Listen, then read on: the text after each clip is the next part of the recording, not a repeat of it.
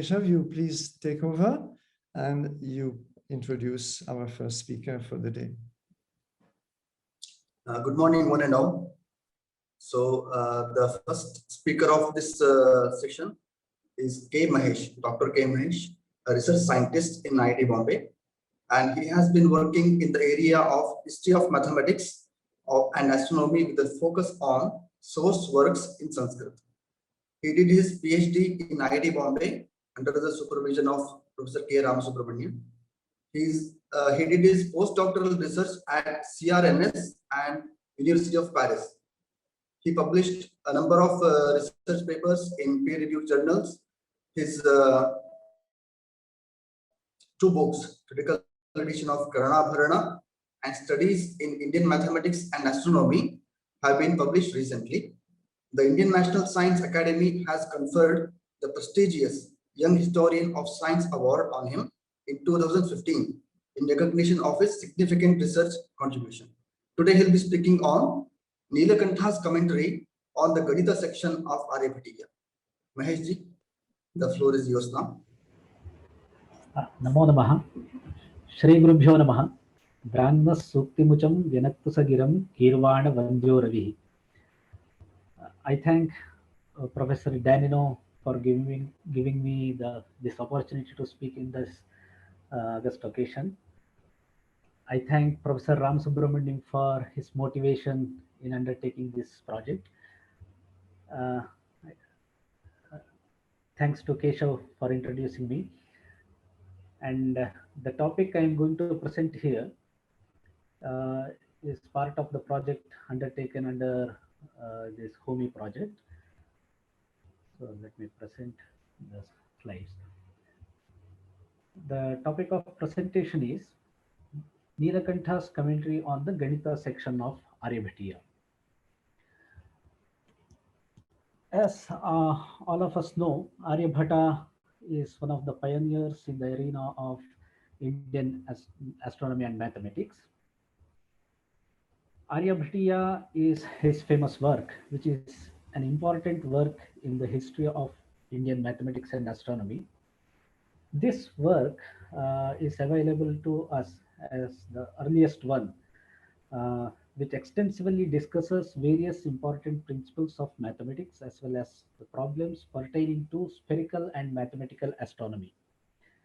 We see that it has been received favorably throughout India. We find a number of expositions on this, many commentaries based on this treatise, and many texts were composed based on this in later times, which led to the evolution of Aryabhata school of astronomy and mathematics. We find many texts for calendrical calculations, which are called Karana, are also based on Aryabhatiya, which were very popular among the people. As said, Aryabhatiya deals with both mathematics and astronomy, which is composed in 121 verses. We see that this text is known for brevity and conciseness of composition. At places, the style of presentation is very aphoristic. It's a sutra style of literature. This Aryabhatiya is presented in 4 padas called Geetika, Ganita, Kalakriya and Gola. The first Geetika presents the parameters in astronomical calculations, required in astronomical calculations, and Ganita mathematics, Kalakriya time computations, and Gola is spherical astronomy. This Aryabhatiya is presented in 4 sections: Geetika, Ganita, Kalakriya and Gola. The later 3 parts, Ganita, Kalakriya and Gola, are named as Aryabhata Tantra by later astronomers. Coming to the Ganita Pada, it consists of 33 stanzas, which deals with mathematics. The topics dealt here are various geometrical figures, their properties and mensuration, এটা কোথায় যাবে? Arithmetical methods for extracting square root and cube root, etc. Rules meant for constructing sign table and problems related to shadow of the normal, arithmetic series, quadratic and linear indeterminate equations, and so on. The popularity of Aryabhatiya can be considered with these factors. So we find that Aryabhatiya is quoted in almost all works in astronomy uh, composed later, and a great number of commentaries are available on Aryabhatiya. There are many works based on Aryabhatiya and many calendrical texts based on it. Here I'm going to show the names of various commentators. So Prabhakara, Bhaskara, Someshwara, Suryadasa, and so on. We don't have much details about some of the commentators. Bhaskara one's commentary is very famous one, and which has been published by Indian National Science Academy. And so presently we are going to see this Nilakantha's commentary. So here, in this context, let us see what is the role of commentaries. So we see that original texts such as Aryabhatiya present the topics in a very concise and terse manner, that it would be very tough to comprehend the topics presented there without the help of any commentary. Commentaries set forth comprehensive exposition of the contents, thereby provide great stimulus to the study of the original text. Basically, they give cue about the importance and utility of the rules. Various discussions not only provide one simple way to arrive at the result, but explain uh, the topics through multiple models that one can think of. Among the commentaries available on Aryabhatiya, Nilakantha's commentary, which is named Aryabhatiya Bhashya, is by far the best and most elaborate one. Here in this commentary, Nilakantha presents various constructive proofs. These are a kind of do it by yourself kind of proofs, which are very useful for children to understand and appreciate the contents. Uh, uh, Nilakantha, who was in the later half of 15th and the beginning of 16th century. Uh, his native place is Trikantiyur in Kerala. He was a major mathematician and astronomer of Kerala School of Astronomy and Mathematics. He was not only a scholar of Jyotisha, but also in the branches of, he had the knowledge of various branches like Mimamsa, Nyaya, Vedanta, and Vyakarana. He was a prolific writer. Apart from Aryabhatiya, he has composed various other texts, Chandrakshaya Ganita, Golasara, Tantra Sangraha, Siddhanta Darpana, etc.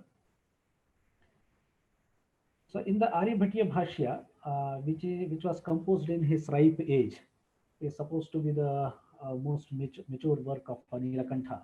He presents a multifold reasoning of the enunciations of Aryabhata along with a number of citations of authority, illustrations, and various related topics. These are some special features we find in the text of the Aryabhatiya Bhashya. So this is a text which is very rich with quotations of famous astronomers and mathematicians, and also various quotations from different works in Sanskrit literature. We find many relating ideas from other disciplines, exploration of implied meanings, observations of fundamental facts, and highlighting subtle ideas of mathematics.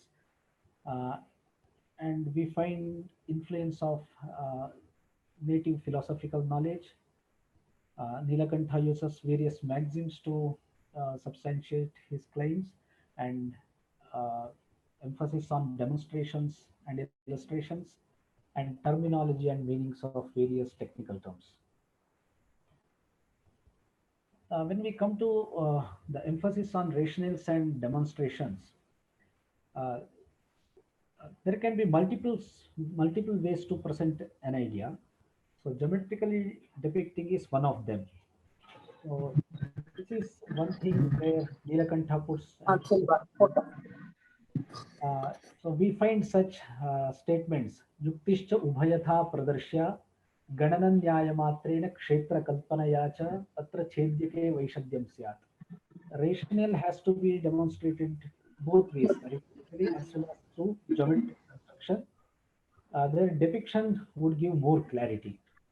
And he also says tadyuktirapi mridadina pradarshya. This has to be shown through models made of clay, etc. And kshetra kalpana, geometric depiction. One such instance we find in the case of cube and cube root, where Aryabhatta gives definition of cube like sadrishatraya samvargo ghana, the product of three equals called as ghana, tatha dvadashashtra syat, is a solid cube having 12 equal edges. So here we find two connotations, arithmetic and geometric, but he is silent about various methods of finding the cube. But later mathematicians discuss the method to obtain the cube. But Aryabhatta gives a method to compute, to extract the cube root. So it is presently in this stanza. Aghanad bhaje dvitiya trigunena ghanasya mulavargena vargas tripuro gunitaha shodhyam prathamaat ghanat. Which can be summarized as example. Here, essentially, we have a number whose cube root has to be found. First, we subtract a cube, then 3a square b is subtracted, and 3ab square is subtracted, and finally b cube is subtracted. Then we get the cube root. I'm not going to elaborate much on this. So in this context, while explaining this procedure, Nilakantha presents the expansion of this binomial, the cubical expansion. So this the well-known identity a cube 3a square b and 3b square and b cube. He explains the cube root process is the reverse of this. So here he points out that there are 8 terms in this expansion. He clearly says that there are 3 terms in 3a square b and 3 in 3ab square and 2 cubes. And then he goes to demonstrate through a dissectional proof. He says, Samadvadashashrasya kasyachid ghanakshetrasya ashranam tulyataya tredha khandanam krutva ashto khandaha pratakritya pradarshyaha. By dissecting the solid cube of 12 equal edges, the 8 parts should be shown.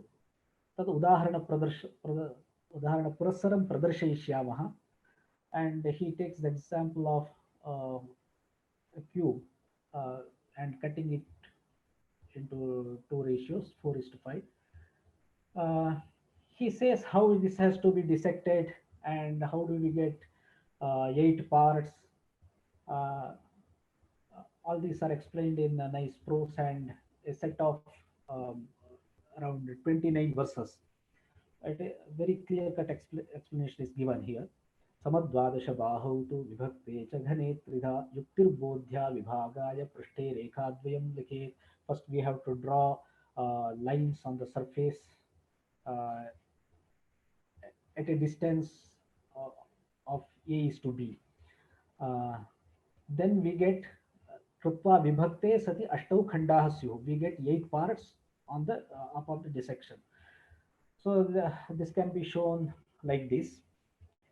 So I quickly go through these slides.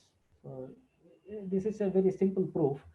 So he demonstrate how we get a smaller cube and bigger cube, and how the adjacent sides are uh, equal to whose value the cuboids which are adjacent to these cubes uh, constitute this 3a square b and 3ab square. So very clearly explains where does the smaller cube lie, and the bigger the place of the bigger cube. Alpakhanda vayau bhugatah द्वादशाश्रकः and the adjacent size ततः प्राग्याम्ययोः खण्डौ ऊर्ध्वगश्च समास्त्रयः. One is on the ground and other two are on the ground, and one is above the top of the smaller cube, and so on. So finally he says this is how we get the cube of a number by splitting it, and he connects it to the algorithm of the cube root.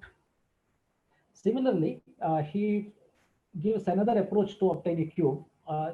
This is basically the expansion of the manipulative method to obtain the cube of a number x.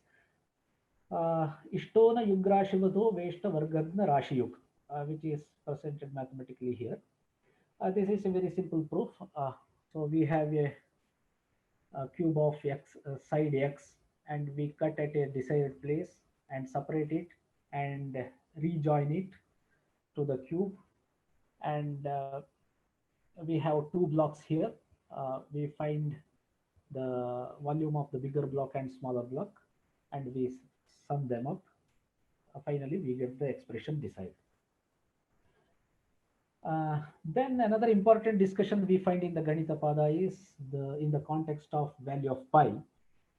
This is the famous verse of Aryabhatiya. Chaturadhikam shatamashtagunam dvashashtistatha sahasranam ayutadvaya vishkambhasya asannaha vritta parinaha. This gives the ratio of the circumference to the diameter with these two big numbers, which gives the value of pi up to 4 decimal places. Here the important observation is towards the word asanna. Asannaha vritta parinaha. Asanna means approximate. Nilakantha addresses the question how it is justified to express an irrational number in integers. Further, he lists the advantages of the choice of Aryabhata of about these numbers, and how he has chosen these numbers wisely, and if more position can be achieved, and so on. So while justifying the word asanna, he says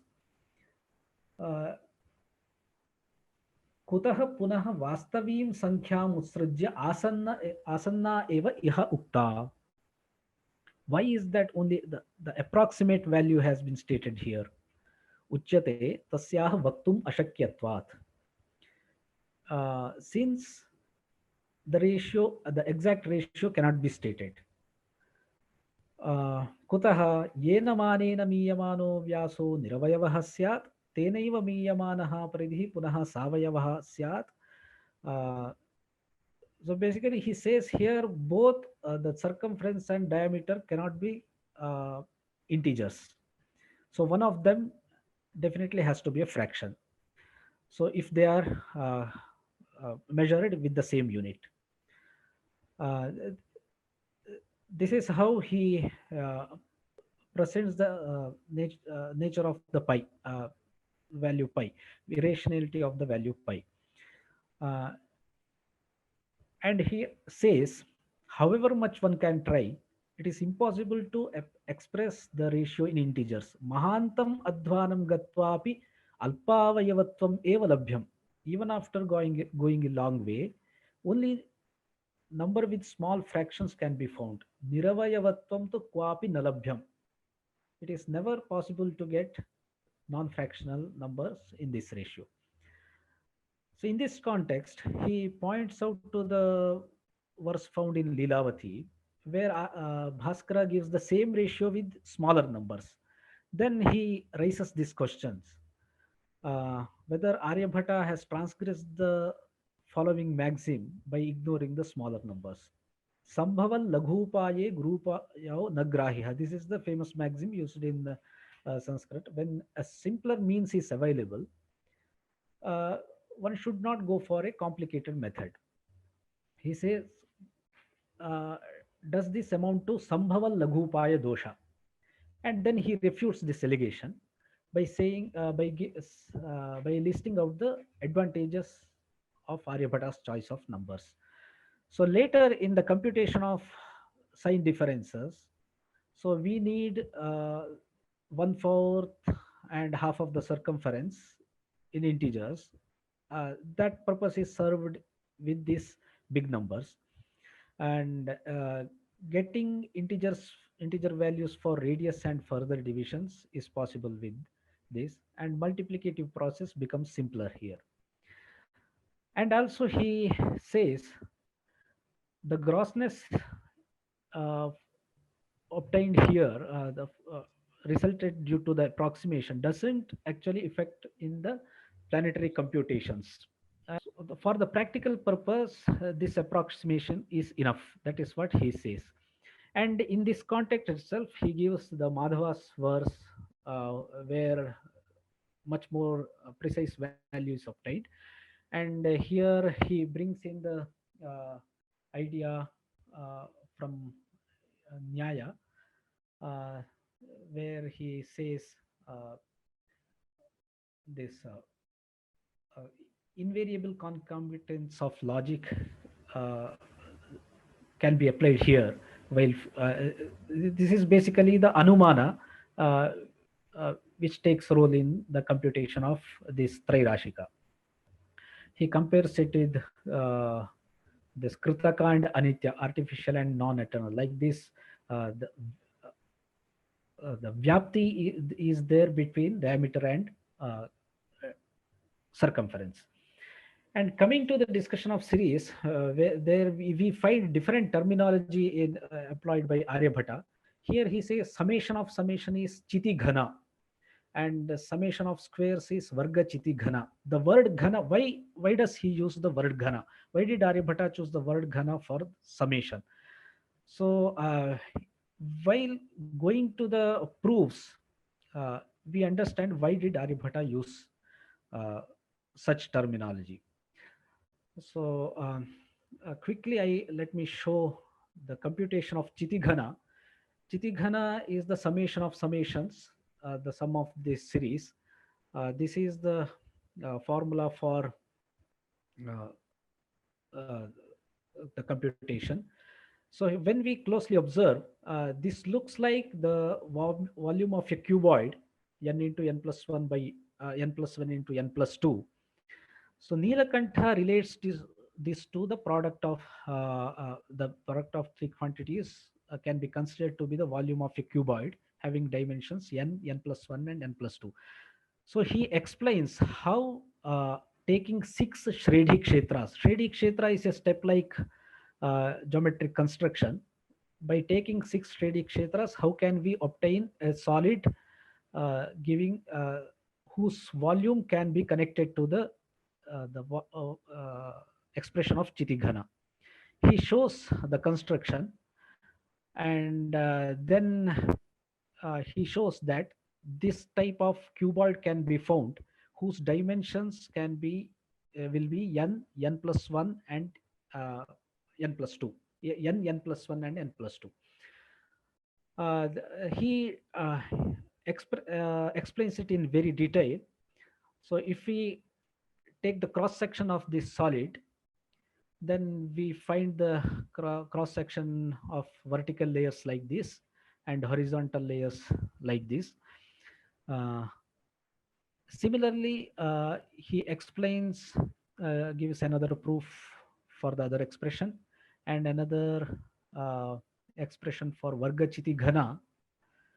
The summation of I square is n plus 1 into 2n plus 1 into n by 6. Here also the same type of construction he tries to explain. Here we combine two n squares and reshape them, and finally we get a cuboid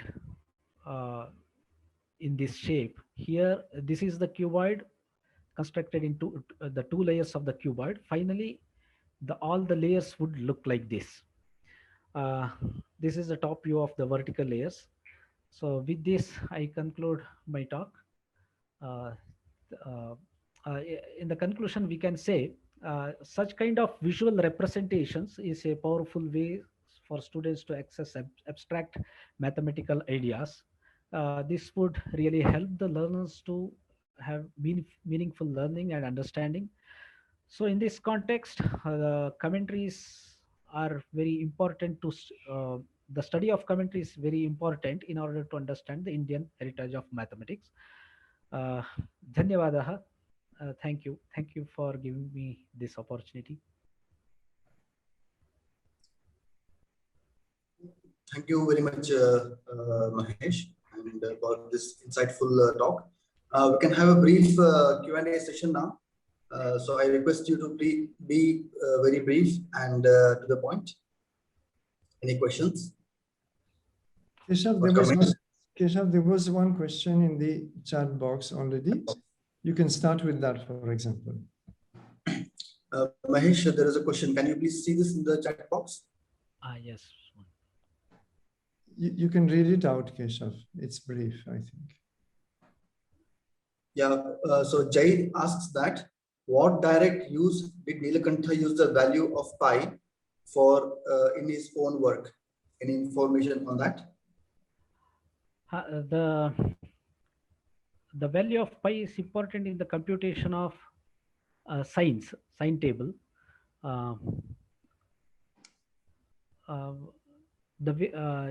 He used the refined value of pi. This is basically used to construct sine table, where the in the computation of r sines, the value of the radius is very important. He has used this refined value. Instead of 3438, he uses 3437 and its fractions. So there is a question from Professor Kiplofkar. So she's asking whether you encountered any significant connection between the Aryabhatiya commentaries of Nilakantha and Parameshwara.